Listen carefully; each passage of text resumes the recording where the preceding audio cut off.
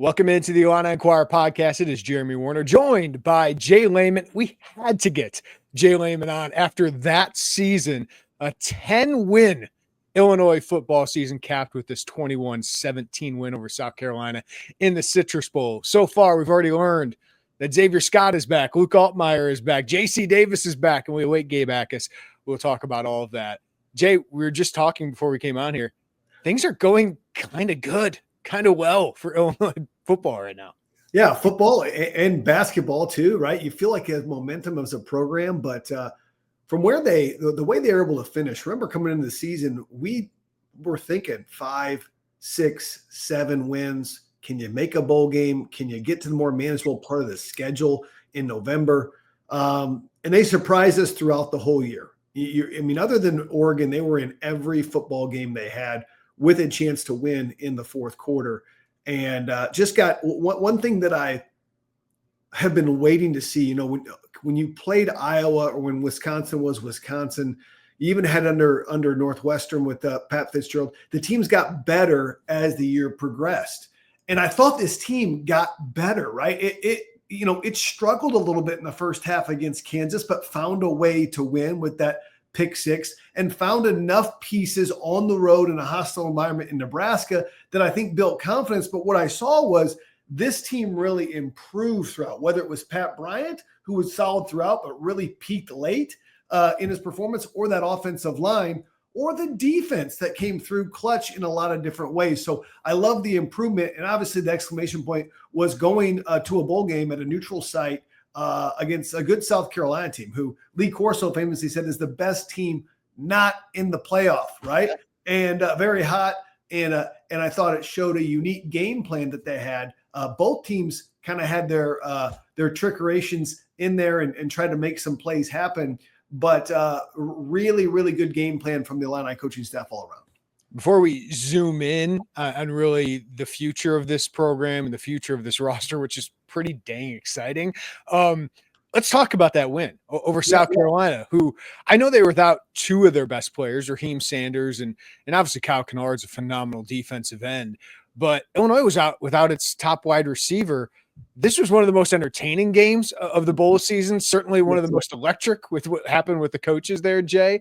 But what stood out most to you about this win for Illinois? Yeah, first and foremost, I'll start with the defense. The defensive game plan I thought was perfect for Lenore Sellers. Here's the deal. There are times when he throws a ball, you're like, oh my gosh, this guy is a big-time quarterback. He threw a couple to the sideline in the first half.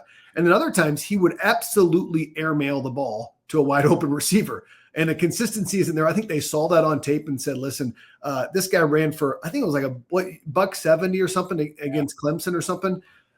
Let's prevent him from running the football and let's play coverage. Now, I know we've knocked the three-man rush. We got to give the three-man rush some credit. I don't think you do a three-man rush against Dylan Gabriel, who just stands there and has the accuracy to just pin you apart like they did against Oregon. But it was definitely the right play here, and especially when the field got condensed in the red zone, that's when Illinois played their best ball, and it was a lack of execution on multiple things in the red zone for South Carolina. So defensively, I got to admit, Gabe Backus was a wrecking ball as always. Ryan Mead, got to give him a shout out as well. A couple huge plays, some big hits, and of course, stopping the fake field goal. He's been solid throughout, putting some more beef at that linebacker position. And Matthew Bailey is a star. He could be an all Big Ten first teamer next year at that strong safety position. So you feel like you've got some pieces on that defensive side. Now, offensively, Luke played an average game. I don't think he played a great game. He also didn't have his biggest weapon, and you felt it. Sometimes you felt like Illinois needed a play. Can you get that? Now, Beatty does pop out that big play early, right? And then we fumble on the one.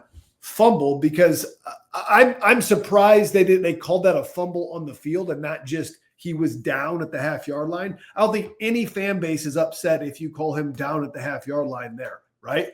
And so it's so hard on those initial calls on the goal line to overturn because you can't get that conclusive evidence that you're looking for, right? But what I loved about Illinois is they were really able to rely on the run game, right? You felt like they wore them out. You felt like they schemed them a little bit with the barge package. You thought Aiden Lawfrey picked up where he was at against Northwestern. And Josh McCray, what a finish for him on the back half of the season. The guy, we didn't know what his role would be in the first 3 or 4 games with Caden Fagan getting the majority of. What a guy that's done it. And you got to give props to the offensive line. We've maligned, especially that interior of the offensive line. I thought Henderson played well. Kreutz has continued to play well. Josh Geske kind of got in his Mauler mode and was doing great. And the tight ends on the edges were blocking all over the place as well. So there's a lot of praise to go around. Of course, the coaches had a great plan. And I'd love to get into just the strategy of what the coaches were doing and talking about that as well. Yeah, let's get into that. But I do want to ask you about the Bielema Beamer beef. Sure. What did you make of that? I mean, Jay, I'm going to be honest with you. I love seeing an Illinois coach have some fire, right? and talking some smack. Like, there's a confidence that comes with Bielema. And it did feel like he was maybe trying to get under their skin a little bit, but he was also upset about what happened. It was definitely some fireworks there. So what did you make? It was interesting. Before he even walked out, I'm watching on tape, and I actually rewinded it because I did see the guy go like this. So I did see that. And football is such a nuanced game. I'm wondering, is that an invalid fair catch signal? Any kind of signal, if you do this, that's actually a fair catch if you catch it, right? You'll see that. So, but this. And even Beamer had questions about it because he asked the ref about it before the game and said, hey, we're going to do this. Is this, would you call this, is it legal? And like Brett said, it's not illegal, number one. This is also the signal, though. A lot of times refs will do, I'm pitting out, so you can see that right there. When people are substituting too, though. So so I thought, was he talking about the substitution thing? I can't see it in camera here. Was he talking about the substitution thing, or was he talking about the kickoff? It was the kickoff. Okay.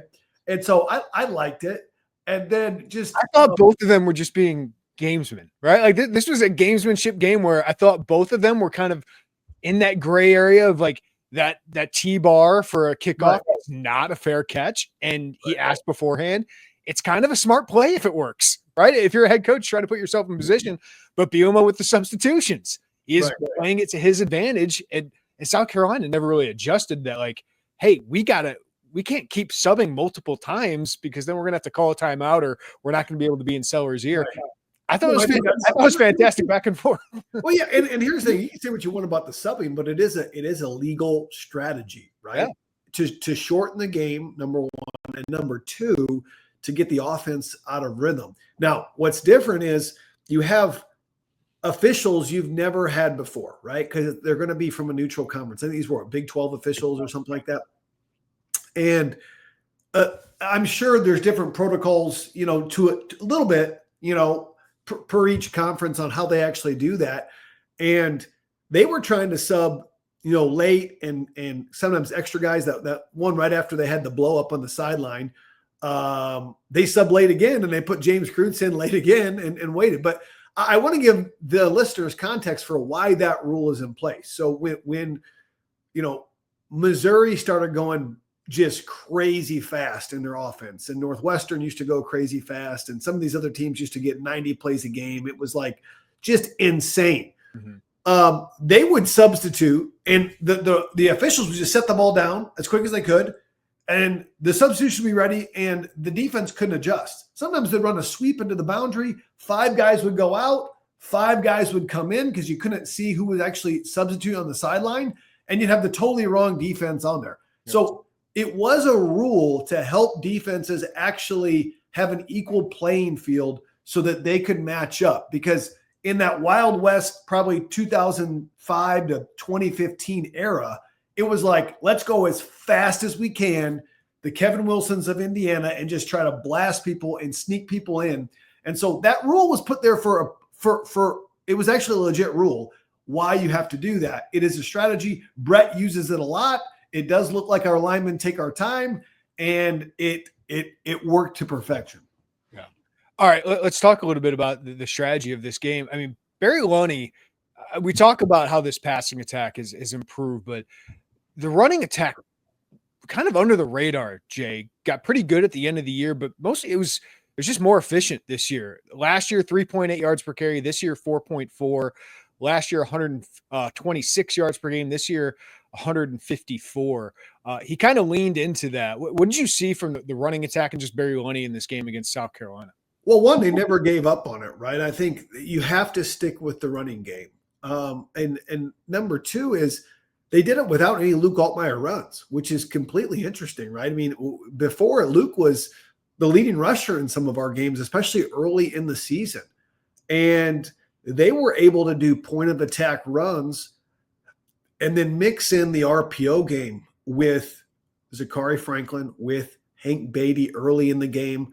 And I think that pass to Beatty early in the game really slowed down the backers a little bit from crashing down because it was right behind them on the RPO. And that happens one time, your defensive coaches are kind of like, okay, hey, let's just be a little softer on it, read it. And that can be all that it takes for a guy to get up into the second level. I thought our guys reached the second level much better. I thought our guys were combo blocking. That means, hey, double on the guy at the point of attack. One guy slides up onto the backer and just getting enough of people. And then we've had backs, whether it's Josh McCray or Aiden Lawfrey. Aiden's made people miss. He made people miss on Tuesday on the Citrus Bowl. But he's also Josh McCray's broken tackles. I thought it was going to be a tackle for loss on his last touchdown of the game. Like when they pitched the ball into the boundary, wasn't crazy about that call, but I did like that they had the motion from Zachary that really took the eyes away from the backers. You can see them full step to the left. Then they did the belly, I call it belly toss, but Billy, it's jet toss. And he had a chance to get tackled there, before at the broke a tackle and broke another tackle to get in. So to talk about Barry Lunny, I think he mixed in the RPO really good. I think without having Pat Bryant, you knew the vertical game was probably going to suffer a little bit. Yep. And you felt it, right? You felt like the field was way more condensed. So what do? Hey, let's shorten the game. Let's run the football. Let's put it in our best football players' hands, which they try to do with Zachary and Josh and Aiden and Luke. I think about this, Jay. We think about Luke Altmaier returning for another year, but I feel like this could be the best rushing attack they have under Bielema here, right? I mean, I know Chase Brown was so good, but I mean, Josh McCray, Caden Fagan, I think Aiden Lawfrey, the way he ended this year was phenomenal. Then you get all 5 offensive line starters back. Like, I'm pretty bullish on what this rushing attack could be next year to give them even more balance. Sure. I mean, you can see this could be, I think they had 3 or 4 guys, right, at 400 or 500 yards, right? Something like that. I mean, this could be depending on who really comes to the forefront, there might be too much depth for this. You could possibly see 2 guys getting into that 1,000-yard rushing area, right? If this O-line is good. It's been done before. Brett's had 3 done before with Wisconsin, right? So it could be done. And a lot of it is predicated on the ability, not of just the offensive line, but Luke's ability to stretch the field. It sounds like they've gotten some guys in the portal and developing some guys that can stretch the field. And I think Luke's going to have that ability. Remember, Luke can run the football as well. So all this stuff bodes well. I mean, I'm trying to remember the last time. I know we've had 5 offensive line return, like sometimes in the Lovey era where they were young, but I'm trying to think of when were they this veteran? Like we have like 2 bookends at tackle. Will Kreutz be a junior or senior? I think he'll be a senior, right? Be a senior, yeah. Geske will be a senior, right? And so senior. Henderson will be a junior. Yeah. So I'm trying to think 4 seniors and a junior on offensive line, and you're going to need a sub, 1 or 2 subs for sure on that. But I'm excited about it. I'm excited to see, is this the mauling that we've been waiting for? But we kind of felt that against South Carolina. South Carolina, even without Kennard, is a good front. They have some huge bodies. They were rotating in a couple 300-pounders. I was like, man, I'd love to have one of those guys on the D-line. So this is a good front they actually waylaid on.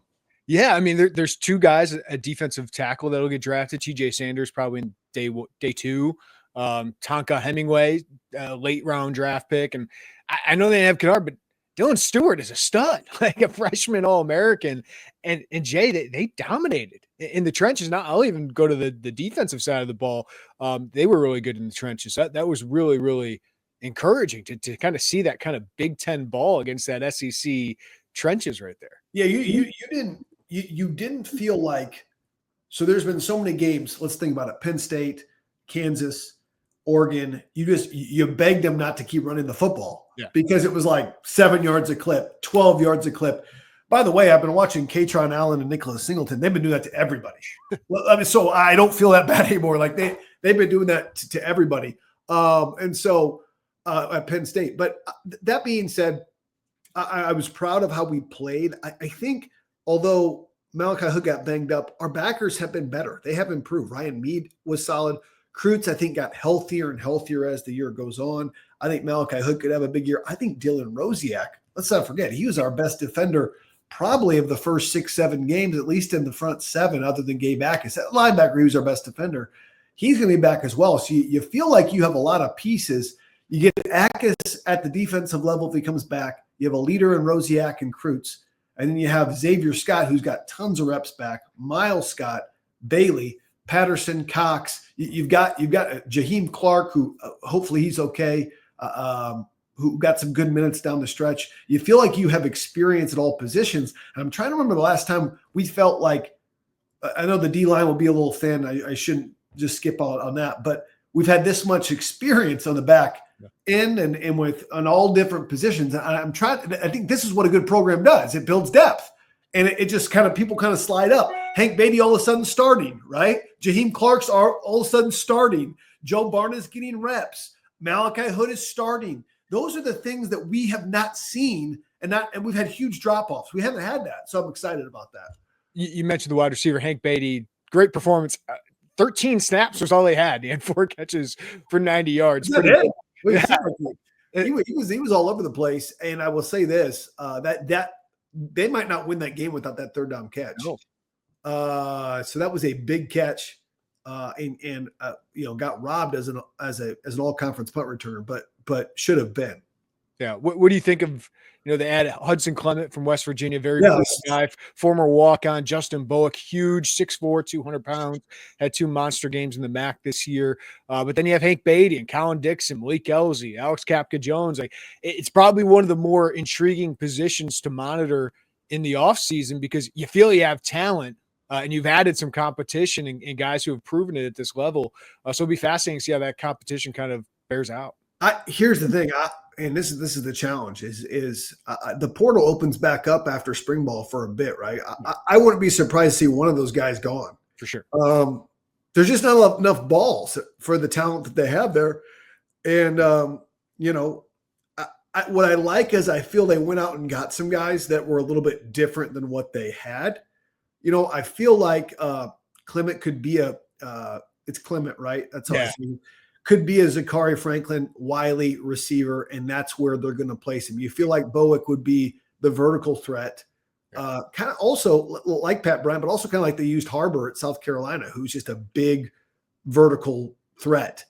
So you kind of see the pieces that they're trying to put together, but you think you could move Hank Beatty into a true slot. I'm not sure Colin Dixon is a true slot. I think he's a good football player. Yeah. I think he'll compete on the outside as well for a receiver position. They really like him. And so those are – I'm not saying these portal guys are going to come in and just start because they're not, because you got to earn it. Yeah. But they're certainly going to battle and get snaps. What I think about this wide receiver room is you're not going to be so top 2 reliant, right? I think there's going to be more of an actual rotation. As you said, I think Dixon can play the slot or the Z. I think Clement's a Z. I think Bowick is an X, and Malik has to compete with him to get that job. And then you got Ashton Hollins, Alex Kapka-Jones, who if they want to roll, they got to elevate themselves. So I love it. Yeah, you're probably going to lose one of these guys in the spring, Jay, but the cream's going to rise during spring ball. Yeah, no, and you feel good that you get those guys and you have a whole spring with some of those transfers and Luke here another year. I'm trying to think, when have we had a 3-year starting? Wes Lunt, maybe? Well, Brandon Peters had played a lot, right? But you feel like got injured all the time, right? Like injured all the time. They weren't protected great, and we didn't have continuity at coordinators a lot either. I mean, we were transferred. We have a continuity at coordinator. We have the guy in Luke Altmaier who's, I know that it felt like 2 years ago we got Luke Altmaier instead of Hudson Card. We kind of got second place. People felt that. I don't think people feel that way at all anymore. Luke has really showed his moxie, his toughness. He's a lot tougher. I think people give him credit for. Takes a lot of shots and plays through a lot that I'm sure we don't even know about. But really, when we needed Luke to be good this year, he was good. He delivered. And so I think who's going to be that guy that's going to be his go-to guy, or is it going to be a committee? And I think a good run game is going to help all of that too. And J.C. Davis at left tackle, you know, this is why they pay Brett Bielema $7-8 million is because on Christmas Eve he flies out to try to recruit his player to stay another year. Now, I don't know what, you know, his wife and 2 daughters thought about that, but hey, that's what he does. Yeah. And, you know, is winning more games, you know? So I think that's the life of a college football coach. So that's going the extra mile and getting out ahead of it. And it just shows how tireless of a worker he is. Yeah. I mean, as Don Draper would say, that's what the money is for, but that's, I mean, not every coach would do that. Right? No, not every coach would do that, right? Yeah. I mean, you got to have a wife on board. You got to have kids. You got two small daughters. You got kids. You know how big Christmas is, right? So, like, this guy goes out and flies out on Christmas Eve to go recruit one of his players back, and like he does it. And I don't know how he does it, but he does it. And he's coming back. I want to ask you, Jay, with Luke Altmaier coming back. I mean, just what a monster thing for this program. He could have gone to the SEC and gotten more than 7 figures. Like it is, he could have gone there, but obviously his comfort with Barry Lunny, his comfort with Brett Bielema, he talked all about it. But how can he get better? Like you know, there's another year of college football for him. 3rd year in the same system, 3rd year in the same program after kind of an establishing like I'm a star. How can he get better in his final season here? Well, Luke can make all the throws. We've heard Brett say it. He there's not a throw on the field that Luke can't make. So he has that piece. Number 2 is the big knock on him coming into this year was his processing is slow. John Paddock could process better. We thought that Luke was on the 56K modem, and we need to get him to – that's a joke for the 90s kids in this place. But like beep, beep. We thought he was slow in the process. We need to get him back to Ethernet or something, you know. But he fixed that. We saw him make better decisions, right? I think for him to take the next step, okay, because he cleaned up the turnovers. He's processing faster. He's got to get better ball security when he runs the football. He knows that, and they know that. I think he's got to have the ability to, under duress, be more accurate. There was times where you felt like he missed a couple balls during the season. You're like, yeah. Now, it happened more later against good defenses and tighter windows than it did early in the season. But I think a quarterback can always improve their accuracy, and he would say the same. Throws a pretty darn good deep ball. I'm trying to think about the deep balls, though, that people didn't have a chance, and it wasn't many. But I think under duress, he could have that. And then number 3, I think it'd be hard to ask for him to be more clutch than he was this year because he was about as clutch as you can be. But so I will just say continue the clutch play that he's had, because between him and Pat Bryant, they were single-handedly, 3 or 4 wins were because of their play in clutch moments. So that's what I would say. He can always improve, right? But those are kind of the big ones. Are you ready to optimize your nutrition this year? Factor has chef-made gourmet meals that make eating well easy. They're dietitian approved and ready to heat and eat in 2 minutes, so you can fuel right and feel great no matter what life throws at you. Factor arrives fresh and fully prepared, perfect for any active and busy lifestyle. And with over 40 options across 8 dietary preferences on the menu each week, it's easy to pick meals tailored to your goals. So you can choose from preferences like Calorie Smart, Protein Plus, or Keto. And Factor can help you feel your best all day long with wholesome smoothies, breakfast, grab-and-go snacks, and more add-ons. So reach your goals this new year with ingredients you can trust and convenience that can't be beat. Eat smart with Factor. Get started at factormeals.com/Illini50off and use code Illini50off to get 50% off your first box plus free shipping. That's code Illini50off at factormeals.com/Illini50off to get 50% off plus free shipping on your first box. All right, Jake, coming into the year, one of my biggest questions of the season, one of the biggest storylines of the season was Aaron Henry's second year as defensive coordinator. And Illinois improved from, I believe it was, let's see here, I want to get the numbers right, 96th in scoring defense to 31st in the country. And I thought his game plan, his players' execution against South Carolina was as good as any point this season, along with Kansas. But what did you make of his growth this season, and what do you think of Aaron Henry moving forward? Well, it's coaches are like players. Hopefully they're getting better every year, and hopefully they're learning from it. I think he was humble enough to say, hey, we weren't good enough. What can we do different based on the pieces that we have here? And, maybe we don't have to go out and win the game with some huge play. But if we can contain this offense that we're going against and make one or two plays, make them earn it, get a sack, have a penalty, get in the red zone, force 3 points, not 7 points, let people hang in the game and not give up big plays. That was the big thing. They didn't give a ton of big plays up. I think that's a credit to the back end. It's also a credit to the defensive front getting pressure on the quarterback. And so just to back you up, Jay, Illinois number 6 in the country in 30-plus yards allowed in the entire season. Only 13 plays of 30-plus yards. That's incredible, right? So you stopped giving up chunk plays, and I think half of those were against Purdue. But you stop giving up chunk plays, and you give your defense a chance. You put the onus on a football team to execute, to offense to execute. And I think if a team doesn't have a good run game that you can rely on, it's hard to play pitch and catch down the field sometimes. There's incompletions, there's sacks, there's protection issues. It's pretty well documented that teams that pass more oftentimes get more penalties because there's more holding, there's more false start, there's all this stuff. And so I think that their ability to actually get stops over long drives with some kind of play going their way was really the difference. And he got guys believing, they got confidence. I think that helps too. All right. You mentioned Xavier Scott coming back. I mean, this is one of the best defensive backs in all of college football, certainly one of the best in the Big Ten. Sure. To get him back is massive. But you said something that actually had my predictions for the 2025 season is I think Matthew Bailey's got a great chance to be an all Big Ten first teamer. Sure.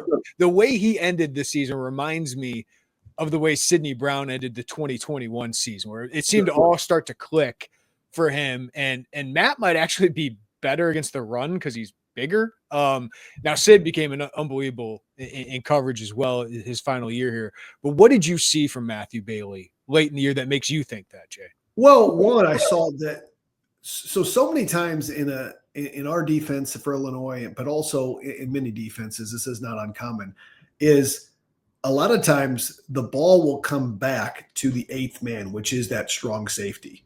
And you'll see a lot of times he has to make that tackle in the hole. Maybe I was watching Tennessee, Ohio State, and the safety had a free tackle on Travion Henderson and just totally missed him, right? He's the free guy. And so can you tackle that guy? And I think Matthew Bailey, one, is really good at filling the hole on the run game. Okay. Now, what's difficult about that position is you're in what we call a run-pass conflict.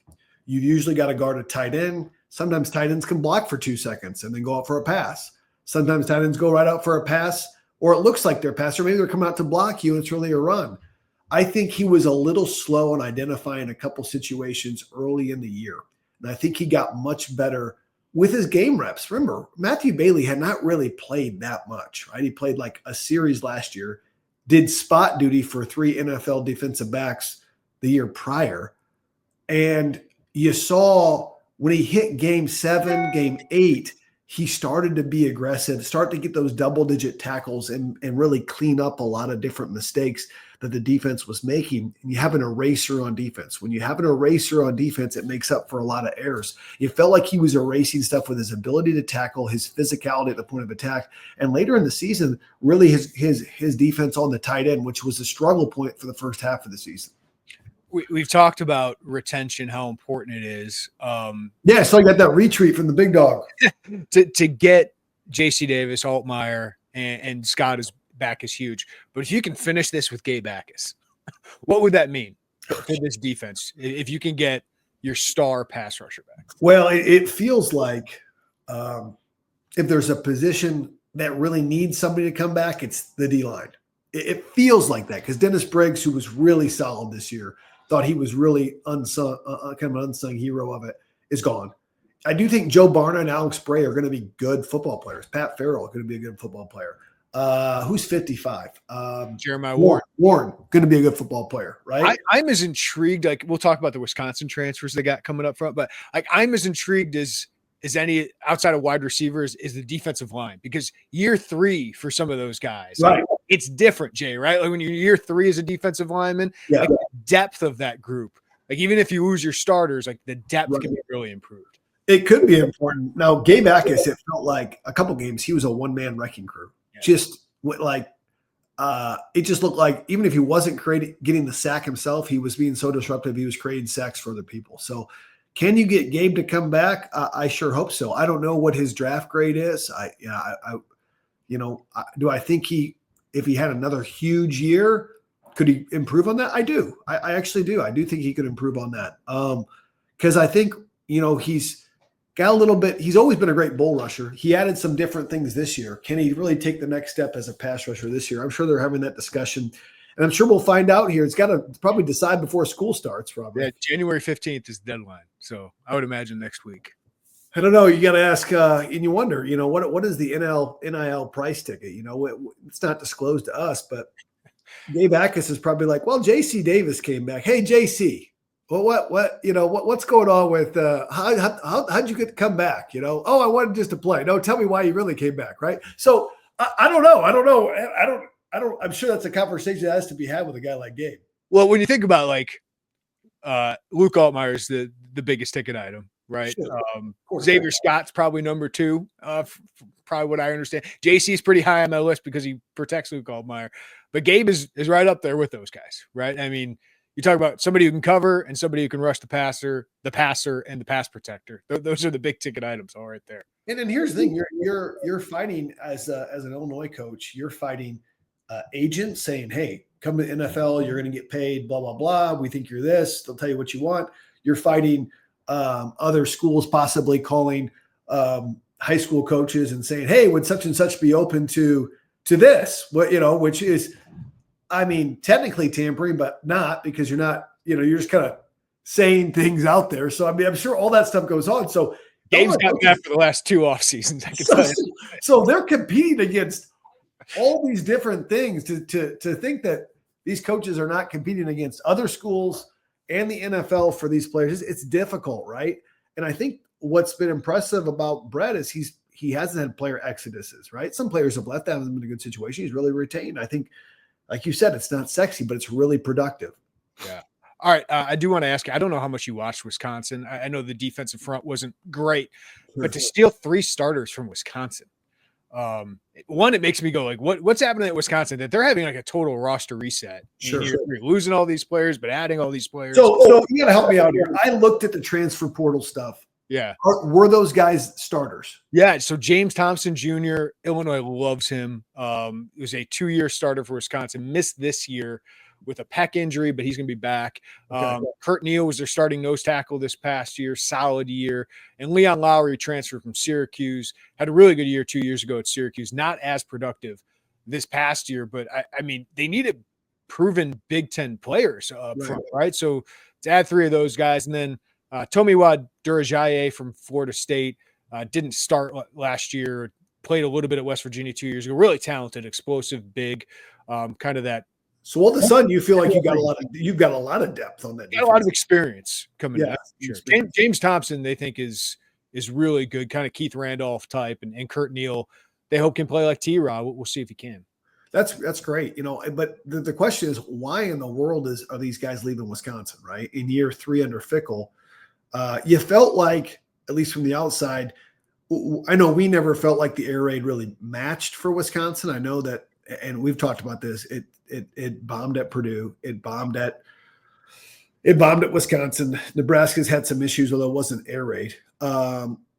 We've talked about just the issues there, but you think on the defensive side of the ball, which Fickell's kind of was brought up on, that would be solid, and that he's usually a great relationship with his players. But there's certainly some worry in Madison right now, because you're seeing Iowa be Iowa, and you're seeing Illinois with your old coach starting to rise. and you're kind of like, what's and you see Minnesota kind of chucking away, and Nebraska seems to be rising, and Wisconsin doesn't seem to be rising. So you're kind of like, man, you wanted Paul Chryst to really go, who averaged probably 9-10 wins a year, and now we're left with 500 football. It's always careful what you ask for, right? I mean, like some fan asked me, like, when could we replace Wisconsin? And I was like, I think you have. I think like Iowa's still Iowa. Yes. But I think Illinois, with another good season, can put themselves in that territory. Yeah, if I'm Wisconsin, I'm really concerned. Like, this much turnover in year 3 feels desperate, feels unstable to me. So it'll be very interesting this year what happens. Especially when you're recruiting high school kids, which are still going to build the baseline for your program, right? They want stability. This is why Iowa has been so good at what they've done. That's why Michigan State under D'Antonio so good, right? Even PJ Fleck has been solid at Minnesota, right? And hell of a job there, right? I mean, that's a tough place when half your kids that should play football are playing hockey, right? So like all those things, the consistency of, can we keep it there? Can you retain coaches? And then if you can't retain them, can you replace them? And I think Brett's done that, and has the contacts to actually go out and get new coaches, and the ability that he's a real guy that, okay, I'm going to go coach for Brett because he's going to be there. He's kind of done his whole thing where I'm going to try to do Arkansas and do this, and feels like this is his home. Yeah. He's got the no compete in the Big Ten, so I don't worry about Iowa. And then the SEC. Was it a no compete for Wisconsin, Iowa, or with everybody? Everybody in the Big Ten. Everybody Okay. in the Big Ten. So I think he wants to be here. I think this is his legacy job. Chat all about that. But the SEC, I think he's done before. I think the only thing would be the NFL, right? And I think he'd have to prove a little bit more here to be in those conversations. Sure. Yeah. I mean, he's a driven guy. I don't know. I mean, you start winning. Like I said, we're building a statue for him if he has a couple more 10-win seasons. So, I mean, you heard him after this game, right? Like he was saying, I wanted to prove myself, right? Like I wanted to prove myself again that I could do this. I really think he wants to be the Hayden Fry of Illinois, the Bill Snyder of Illinois, the Barry Alvarez of Illinois, because that would be his legacy, right? Not being the guy after the guy at Wisconsin, not being the guy who got fired at Arkansas. Right. No, that's true. And arguably Illinois was in just as bad a shape as those 3 programs when those guys took over, right? And so, I think what he's done, man, he's brought a lot of confidence. He's brought some swagger. And you feel like there's not a coaching disadvantage. You feel like we're always prepared. You feel like he's got answers. He's got solutions, and there's not a lot of panic. And you feel like when we get close, there's a confidence, at least in this football team, they're going to pull it out, which they did over and over and over again. That's it's mindset. It's also the training with Tank and his staff. It's also the coaching. You talked about continuity. I've never seen, I don't think, since I was in school with Mike Loxley, an offensive coordinator here for 4 years, defensive coordinator entering his 3rd year. Now the coaching carousel continues to spin. We'll see with all this stuff, but it seems like Whitman's given him the resources to keep these guys. How important is that staff retention, especially after the last 2 years where you've had a lot of a turnover in the assistant spots? Well, I think the number one guy to retain is Barry Lunny. I don't know where they're at on most of those guys are signed to 3-year deals. He's had a 3 years here, right? So I don't know if they've extended him, or I don't know if there's been talks about it. I think that's the most important. You feel like, Henry's improved, but you don't know if he's a hot commodity yet. You could see that if he had another year where it was like this, right? Or like he could come and get you. But also the assistant coaches, I think they upgraded with Justin Stepp. I mean, he was a big, I wouldn't say upgrade. I think he was just different than George McDonald. And you saw the receivers respond to that. And you saw, the defensive switch a lot of coaches as well. But Terrence Jamison is a guy you've really got to tie in because he's developed a lot of defensive linemen as well. And so all across Thad Ward, we saw him come back to Illinois, and I think the running backs, you think about all the different players that had to contribute there. That's a tough coaching job. It's not like you have one guy, one pony you're handing the ball to. So and they could not talk higher about, like, Aiden Lawfrey was given so much credit to Thad Ward for how he kind of broke out late in the year. Yeah, he's done a great job developing guys. So it does come down to coaches. You feel like with Brett, he's been able to retain good talent. You look at his history, he's created a lot of head coaches, and a lot of guys that have gone on, whether it's Dorian or Ryan Walters or I could go on. Yeah, all of them. Chris Ash. I mean, he's had a lot, and I think he's probably got some head coaches on his staff right now. All right, so Jay, I mean, we're talking about this. What's your outlook for Illinois football going into next season and really just the long term here? See, I'm of the opinion that I don't think the schedule's as easy as some people say it is. Okay, I know some people say, "Oh, it's softer and whatnot," and I'm not looking at it right now, but once you have 10 wins, you're kind of like, I want 10 wins again, right? It's hard. It's really hard. It's hard to get 10 wins. Here's the deal. I think the floor for this team, okay, if stuff goes wrong, I think the floor is a seven wins, okay? I'm expecting more than that. I'm expecting 8 to 9 wins with their offensive line and who they have coming back, with a chance to play in what we call a New Year's Day Bowl once again. Do I think if you get a couple things to go right, like if they had a couple things to go right, you could be in that playoff spot as, a 2-loss team in there? Absolutely. If Indiana made it as a 1-loss team and some of these other teams made it as 2-loss teams, I think you could do that. Now, you have to get stuff to go right, but you certainly have the experience. Whether you have the talent or not, you have the experience to get there. The other thing I think they have is they're starting to get depth, Jay. Like I still would like, as you were talking about, another offensive lineman or two. I'd like another tight end. Need a punter. I think they're going for another corner here. But you start to think about wide receiver, running back, quarterback. They had the NIU transfer who's got some experience. The defensive front, if they're able to get Gabe back, linebacker, corner, everywhere in the secondary, they got you just feel like you can withstand some of those injuries like they did this year. I mean, I think about that linebacker position and how in November I was really concerned about that position, and it ended up being just fine and pretty good for you late in the year. So Terrence Brooks didn't make an impact, yet you had Torrey Cox and Caleb Patterson and Jaheim Clark play extremely well. Running back, you lose your starter, and you still have a good running attack. So that's what we talk about with Wisconsin and Iowa, of those programs, right? It's just that depth. And I feel like they're getting there to where you say, like, the floor in a Big Ten, 7 wins. Like, this team hasn't won 8 games in 3 or 4 years ever. Right. This team hasn't won 9+ games in back-to-back years ever. And they feel like they at least have the chance to do that. Yeah, no, and I will say one thing that really helps your depth is the continuity, right? Because people are playing the same system over and over and over and over, where it's like, oh, new defensive system, and everybody's starting over, and you have more MAs and more mistakes and more mental errors. And so it's just like the continuity plus the depth, you feel like the program's actually being built. Now, does it happen slower than basketball? Yes, there's a lot of moving parts, right? To get it to where you have that and all those things. But you make a good point about defensive backs. That's been one of those banged up positions the last 2 or 3 years, the defensive backs. Got to have some healthy D-backs. I don't know if Terrence Brooks is in the portal yet or not. Is he still he's still here? So Brooks is still here. You have Jaheim Clark. You have Caleb Patterson. Cox will be a senior. Yep.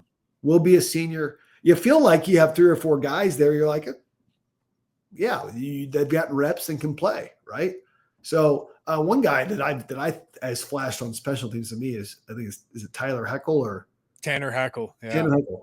I think he's going to be a really good football player. I think Mac Bracetich is a good football player. Mac might beat himself up on some plays, but he's a physical tackler, right? So I think you have some depth there as well on the defensive backfield. Yeah. There's a reason to kind of buy in, right, Jay? We're all buying in, man. I mean, for sure. Well, and like Bielema has been fighting against this other shoe to drop. Like, I feel like if in 2025 they can have an 8+ win season, it's time to get rid of that, right? Like, it's time to get rid of that. Like, hey, we're Illinois football. Something's going to go wrong. Like, if you can have another winning season, I think that starts to go away. And I start to think about recruits, Jay. I mean, you grew up when Illinois football, I know they went to a Sugar Bowl, but they weren't winning a ton of games. Right. These guys now that are like juniors in high school, they kind of know Illinois football is kind of, hey, they produce NFL draft picks and they win games. I'm wondering, I'm interested to see how they can kind of translate that into recruiting success in this class of 2026 here. I know every game is technically national TV. You beat Michigan on CBS. You play a night game at Penn State. You're national television against Oregon. Everybody's watching this. I don't think there was another game going on during the Citrus Bowl. That was kind of the game, before the first playoff game. And so you feel like you've made a splash and a statement. And, we kind of make fun of that game day clip of them picking in South Carolina. At least they're talking about us, right? I did too. Right. It was picked a close game, but I did too. I mean, I just didn't know if they had the talent. And that's a huge credit to the staff and these players. Well, here's the thing. I think that on paper at a combine, yeah, South Carolina's more talented, but that's why they play the game. And that's where strategy comes in, and clock management comes in, and moxie comes in, and the ability to run the football and control the tempo of the game, creating a turnover when you need to create a turnover. Those are all huge plays that get a red zone stop. And so that's what's really unique to me. Jay, before I let you go, I got to ask you about the Final Four here in the college football playoff. I don't know if they could ask for better brands in this one. Ohio State, Texas, Penn State, Notre Dame. I know the SEC's had a rough go here, but Texas can still help them out. But two Big Ten teams, and then a team that should be in the Big Ten in Notre Dame. So what do you make of these two matchups? Well, let's talk some bigger picture here. I'll eat the humble pie where I said Chip Kelly was a bad offensive hire. I think I said that in the last podcast. And it looked like it at the time against Michigan. How they lost that game, I still don't understand. I don't understand that. Certainly look different. Just throw the ball up to number 4, Jeremiah Smith, and you'll be good. So Ohio State reminds me of 2014 Ohio State when they got hot with Cardell Smith and were throwing bombs all over the place. And they got athletes, right? And they can make it happen in a hurry. I think what's different about this Ohio State team is when their two DNs play, Jack Sawyer and JT Tuimoloau, JTT, they can dominate a game, those two guys. And so if those guys are on and you have Caleb Downs on the back end, man, it's tough. I think they're my favorite to win it just on what I've seen on tape. I saw a meme the other day. Isn't it interesting that once everybody got to pay people that Bama and Georgia are no longer in the Final Four? I don't know if that's true or not, but I shouldn't say that, but that was the meme. And so you're like, okay, with Nick Saban, who I think is the bigger factor, gone, right? You felt like Alabama took a step back for sure. Let's just be honest. You felt like Georgia was not the Georgia of yesteryear, right? Or your last 5 years where they were just dominant. And so then you're left with kind of a newcomer in the SEC, Texas, who is a newcomer, kind of filling in. So the SEC was down. There's been plenty of years when the Big Ten's down. I think Texas gets beat by Ohio State. I just don't see them hanging with Ohio State. I actually think Penn State, is actually a decent little matchup here because I think Penn State can run the football really, really well. And you get Nick Singleton going. You get Kaytron Allen going, and they can dominate a football game. Andy Kotelnicki's still an offensive coordinator for them. I don't know if he's going to keep his job or what. He's going to keep his job. I don't know if he's going to get picked off by somebody else to be a head coach somewhere, but I actually like Penn State. I feel like they're playing better and they have confidence. And, I'm excited. All Big Ten final. That'd be something. Yeah, no, I usually don't say that. Why am I losing track of who Penn State plays here? Notre Dame. Not Notre Dame. Now Notre Dame's been playing good too. I should say that they've been on point, and I just don't think Notre Dame has some of the offensive firepower that you want to win it. Ryan Leonard can run the ball for sure, but man, defensively they're very physical. But I think if Penn State were have a dream scenario, these are the teams they would pick to play in each round. Right? I mean, SMU, Boise, and then you probably don't want to play Georgia. You probably don't. You probably don't want to play Texas. You get this, so it's interesting. Yeah, like Penn State losing that game and Oregon winning it, is the difference probably in these two teams potentially making a college football playoff. I know Penn State had to play another game, but Oregon got Ohio State in the quarterfinal. That's got to change. It doesn't sound like it's going to change, but that seeding has got to change. Yeah, that was their reward. Joel Klatt said that was Oregon's reward was, playing the hottest team in the country, basically, again, in a rematch. And here's the thing. I think – so it was weird having Arizona State, who showed they belong, by the way. But it was weird having them being a 4 seed and Boise being a 3 seed just because it was the four highest rated conference champions. That was a little strange. But what's also unique is they're like, are they trying to make sure certain teams don't meet up, in rounds, the first round or second round, right? And make sure there could be a championship there, right? I don't know. Maybe. It kind of got messed up a little bit, I think, for the Big Ten when Ohio State got beat, because then that kind of threw them lower, and rightfully so. They look garbage. Yeah, against Michigan. But also I also saw a meme, like Georgia lost by 13 or something to Notre Dame, and Indiana lost by 10. We were ready to say Indiana sucks. Are we ready to say that Georgia sucks? I want to put some context. Indiana was down 27-3 with 5 minutes. That was not a close game whatsoever. Hey, the Henson scores late. Yeah, it's gonna be interesting. There's a lot of memes out there. Be careful to listen to memes. There's a lot of disinformation around memes, but it's lack of context is what I would say. Lack of context, yes. All right, J Leman, we can't thank you enough for this entire season. I know people are always saying, "Hey, when's the J Leman pod?" They're excited about every time it comes out. So you have made us football smarter. Great insight throughout the year, and you made an exciting year even more exciting. So what a year for Illinois, but we appreciate your insight into all of it, man. Hey, man, thank you for the opportunity. It's always fun to talk to you and to the fans. And we know, and this is probably old thinking, you really got to relish these years. But hopefully we don't have those talks because it's like, this is just standard, right? Oh, well, we should have been in the playoff, but we're in the Citrus Bowl. That's what we need to get to, right? And so we're on that way, and Brett's helping us break those old beliefs. So thanks, Brett. Thank you, Jay. Appreciate the time, man. See you.